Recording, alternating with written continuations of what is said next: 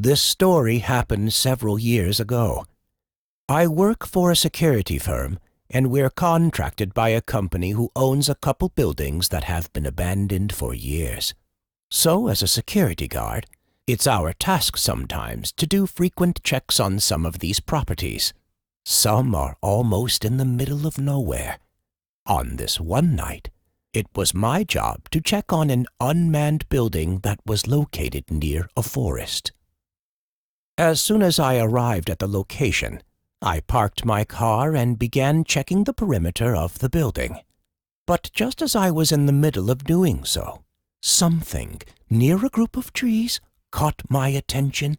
There was a noise, and as soon as I flashed my light in the direction of it, that's when I ended up illuminating something that I was convinced was a furry animal. For a split second, the thought entered my head that I was going to make some noise and scare it away.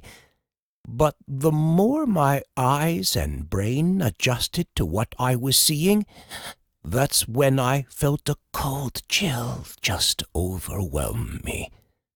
Whatever I was looking at, it was standing on 2 legs. And while I've actually come across bears before that could do that, I knew that this wasn't one. It wasn't balancing itself. It was standing on 2 legs like that was its normal stance, and its arms were hanging relaxed by its torso. I couldn't see the whole thing clearly because some bushes and branches obstructed the view, but I could tell it was big.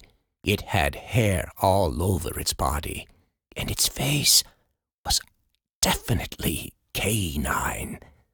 But worst of all, it was definitely looking at me as well. Shh. It didn't take me more than a few seconds to make the decision to get the hell out of there. Since the only thing we were allowed to carry was mace, there was no way of me defending myself if whatever this thing was decided to attack me. So I ran to my car and drove away as fast as I could. I didn't report anything unusual that night because I wasn't interested in being written up for not properly doing my rounds.